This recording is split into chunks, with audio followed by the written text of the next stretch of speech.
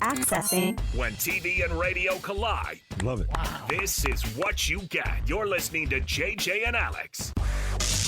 Don't touch that dial. On 97.5, the KSL Sports Zone. Welcome back, everybody. JJ and Alex, 97.5, the KSL Sports Zone. We appreciate you being with us on the program here. It is your radio home of the Utah Mammoth. We get to talk with Mike Folta periodically. We get to talk with all the broadcast team at some point during the year, but it's that time for us to dip in this time of year with Matt McConnell, who, of course, is the TV play-by-play voice and face of the Utah Mammoth. Matt, thanks for being with us, man. Oh, my pleasure, guys. How you doing? We're doing well. Phenomenal, especially after last night. JJ called it. He goes, look, this is a great Detroit team coming in, but, man, I see him going into the break on a high here and getting the win, and I'll tell you, I have this weird flashback stuff. When it got to 3-1 last night with 3 or 4 minutes left in the third period, my brain went straight to Carolina again, and I went, don't do it. And you know what? The script didn't just flip. They didn't just hold them. But to see Kels put that winner in on top of it to make it 4-1, I thought, that's a moment where you've changed the dynamic there, and maybe that whole bad taste out of their mouth on that last trip with Carolina is gone. Did you feel that at that last moment there that something changed with this team?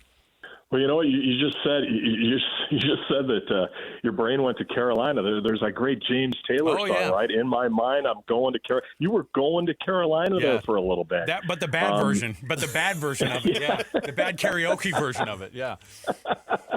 You know what? It's there's always a couple of games every year, right, where it just doesn't go your way, where you blow a lead or you come out flat. And in the game in Carolina, they melted down. They blew a lead. They gave up all those goals in the span of a minute 59. But I think what we're seeing is a real transition and a real I don't want to say growing up period, but I guess I will.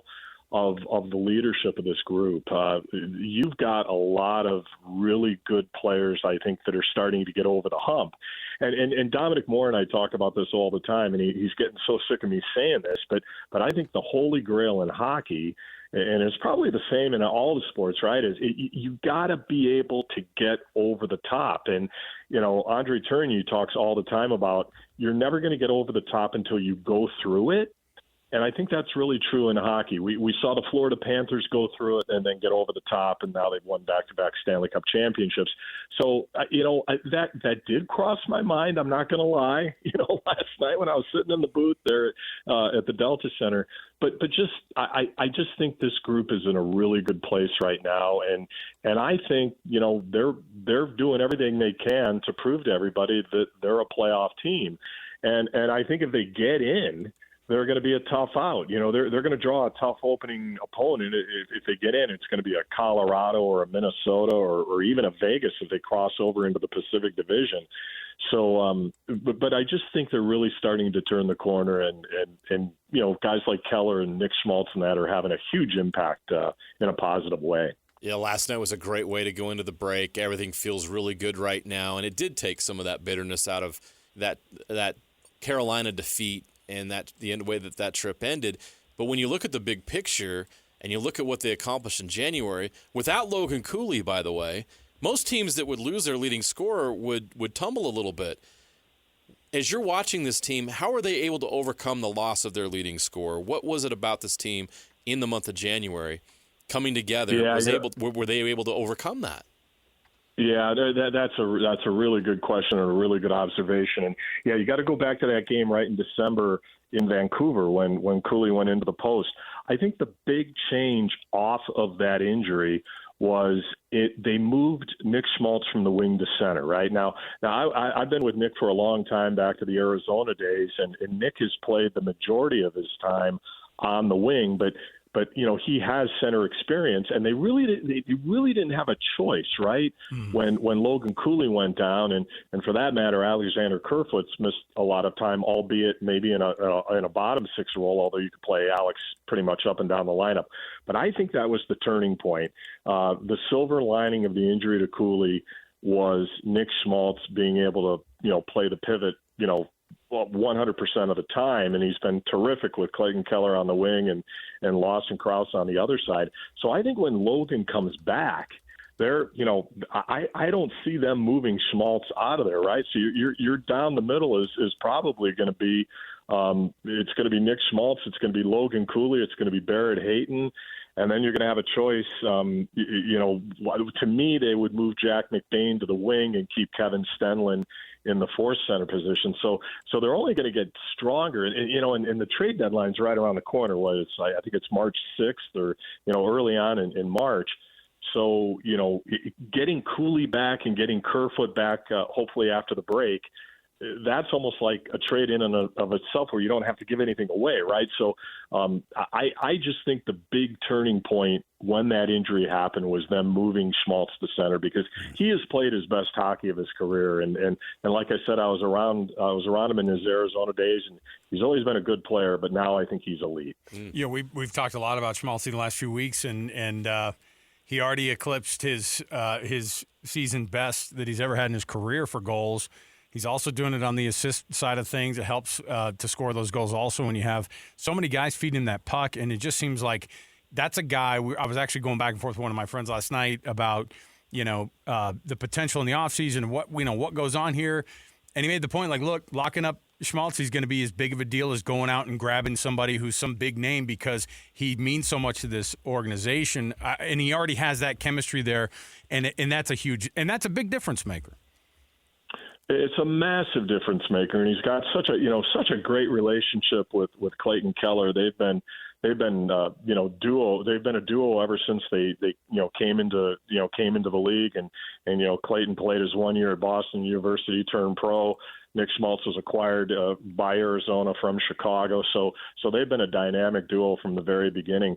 I don't know if you guys caught the some of the work he's done in the bumper on the power play, but he has the ability in front of the net to just kind of get lost, and he did that last night. It's just like a half a step to create a little bit of space.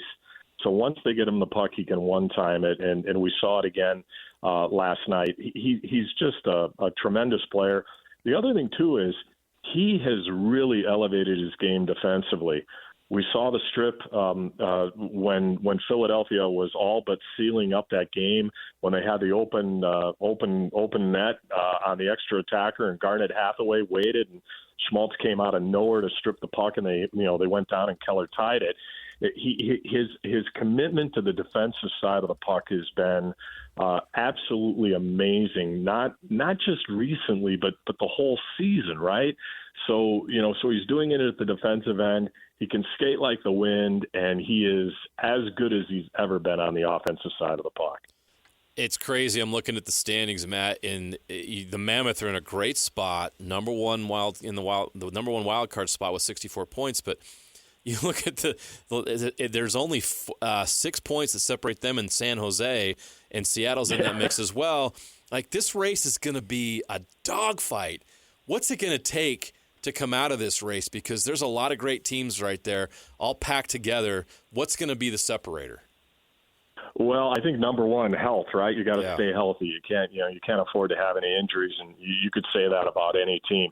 I'll tell you what, I've been doing this for over 30 years, and I cannot remember how tight this has been, right? Like, there has never been races this tight. If you look at the Eastern Conference, guys, there's a little bit of separation, right? You're starting to see a little bit of it. But in the West, they went into Nashville 2 weeks ago, and they beat the Predators, and I think that gave them a 6-point cushion. And now the Predators are playing very well and banking points, and they beat Seattle at the Delta Center, and now Seattle is right in the mix. And Anaheim went on this terrible losing streak. I think they won 1 game in 11, and now all of a sudden Anaheim seems like they're winning every night. So yeah, it's all I can say is when the team gets back at the end of the month and they host Colorado and they open up that 3-game homestand, it's going to be a sprint to the end. Like somebody was telling me it was like 24, 25 games in about 50 days, or just something crazy. So it'll be a lot of fun. In 2012 in Arizona, they had, it seemed like they were winning every night and they couldn't get separation, but then they went on to go to the Western Conference Final. I think this team has the talent to get in, and I think it also has the talent, if healthy, to be dangerous, right? Like you look at regulation wins. If they meet up with Vegas, they've got more regulation wins than Vegas right now, and Vegas is leading the Pacific Division, right? They always seem to play pretty well against Colorado, and they played well for that matter against Minnesota. So I think if they can get in, they're going to be dangerous, and I think that building in downtown Salt Lake City is going to be a huge advantage for this group because it is loud as any building in the league every night, and it's just so much fun to be a part of it right now.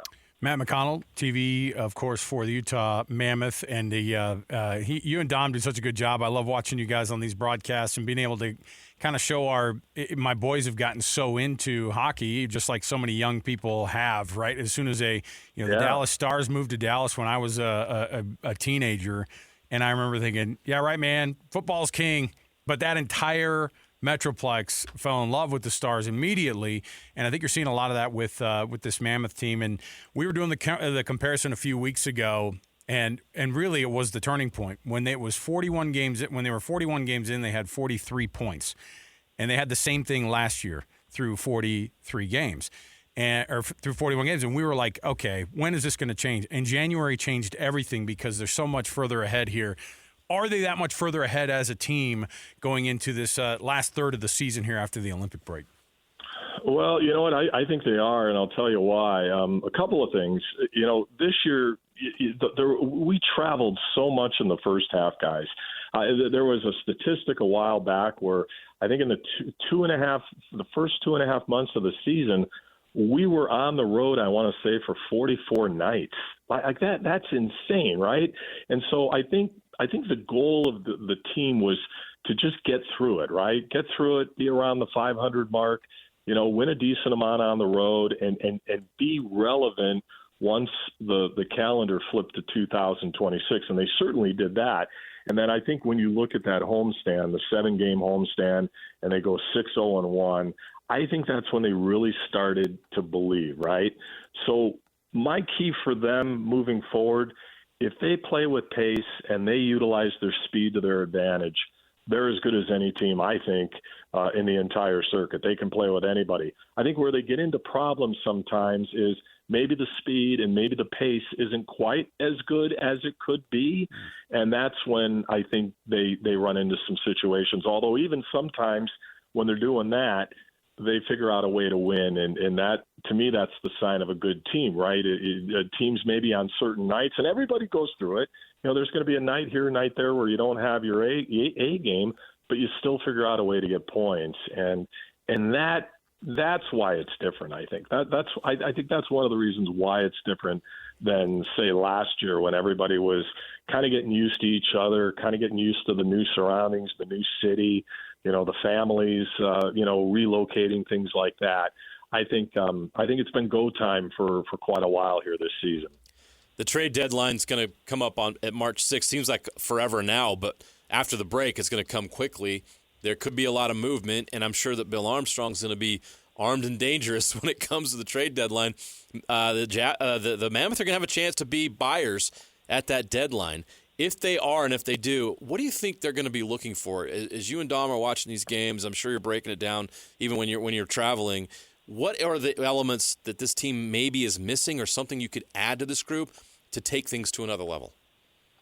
Well, I think first and foremost, guys, it's kind of like what I said not too long ago. Is they're going to get Logan Cooley back, they're going to get Alexander Kerfoot back, and so those are kind of like acquisitions as they are. But Bill Armstrong is a guy.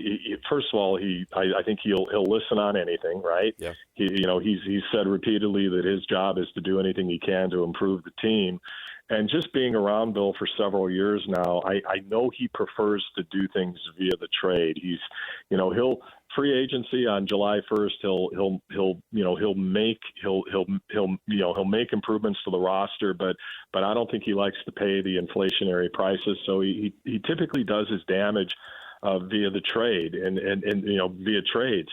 So what am I thinking? I think they're pretty happy with the roster right now, but I think maybe a depth piece here and there, maybe another defenseman, maybe a power play guy, maybe a right shot, something like that. We'll have to wait and see what they do, but I think overall they're pretty happy and they're in a good position. They're not like some of the teams in the league that really feel the pressure to make a deal to try to get things turned around. I think if it was status quo and they went in past the trade deadline with what they've got right now, they'd be pretty happy. So I think it's going to be fascinating. I think it's, in Arizona, it was always $1 in, $1 out, right, due to the financial constraints. But certainly that's not the case anymore. And if they can improve this roster by the deadline, then I'm sure they're going to do it. Matt McConnell, TV, of course, covering the Utah Mammoth. You guys do such a good job. Dom, you see he and Dom, of course, on TV every night and covering this team exceptionally. And you've been all around this league, Matt, and we appreciate you bringing it here to Salt Lake and educating us. We're still getting our feet wet here, or frozen, so to speak, with all this. So we're still trying to figure it out. So we appreciate you hanging out with us and educating us, man. Well, you know what? You guys are terrific too. I listen to you a lot, and let's do this again. It's been too long. Let's anytime you want to talk, just give me a call. That's no problem at all. I like that idea, man. Thank you Matt so McConnell. much.